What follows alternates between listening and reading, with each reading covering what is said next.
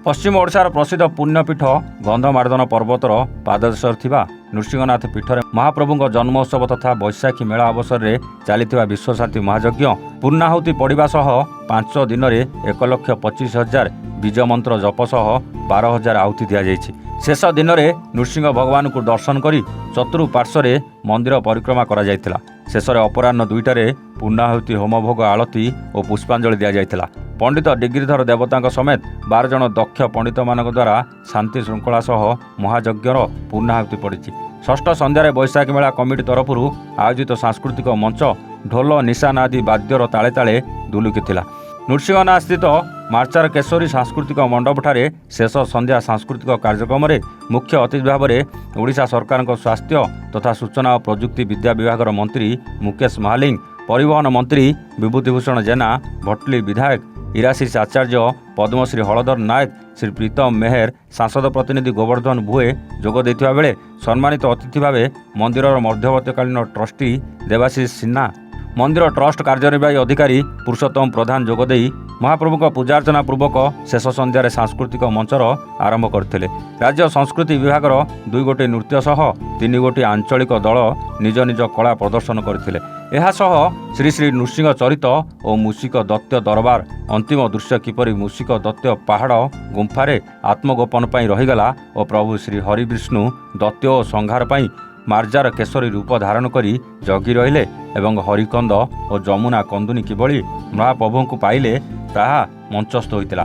शेषर मंदिर कार्यनिर्वाही अधिकारी पुरुषोत्तम प्रधान और मध्यवर्तीकालीन ट्रस्टी देवाशीष सिन्हा समस्त को धन्यवाद अर्पण करी बैशाखी मेलार समाप्त घोषणा करथिले।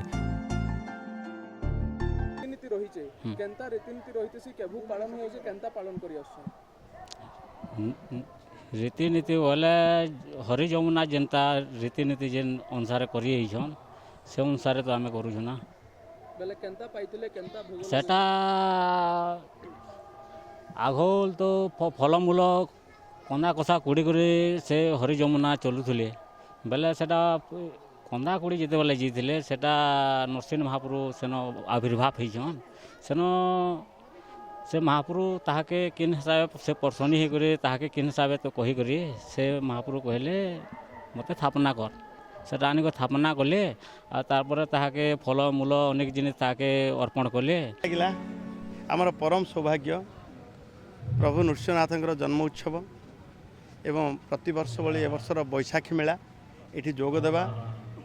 सबू श्रद्धालु मैंने आसती सारा ओडिशारू छत्तीसगढ़ मध्य ये श्रद्धालु मैंने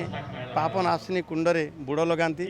बहुत भरोसा भगवान और से परिप्रेक्षी आम आसलु आम सहित मो सहित विधायक फटलीर इराशीष भाई एवं आमर मान्यवर स्वास्थ्य मंत्री मुकेश महालिंग थे। आम आज शेष रजनी शेष दिन में श्रोता भक्त मान गहन में उपस्थित हेलु ए मंचरे जोगदेलु एवं ये प्रत्येक मुहूर्त एमती आम भागी आसुता प्रभु नृसिंहनाथ क्षेत्र ए क्षेत्र परम पवित्र क्षेत्र जो क्षेत्र आवश्यक देखो बड़ भल कथा जदि कौन व्यक्ति साप बिलेई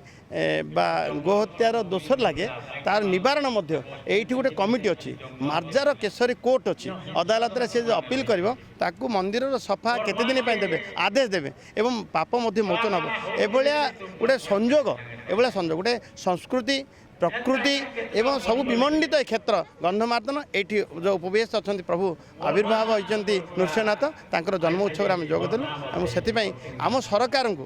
प्रभु आशीर्वाद करंतु ए सरकार सबु बेले ए क्षेत्र विकास जत्नाशी चेष्टा करुच्ची एवं चलित वर्ष जो भली भाव मेला आम सरकार तरफ अनुदान भी 10 लाख टंका देइथिबार मु माननीय मंत्री सुर सूर्यवंशी धन्यवाद दूची ए मंच तरफ। बरगढ़ पाइकमालू मानस रंजन नायक रिपोर्ट एवन ओडिशा।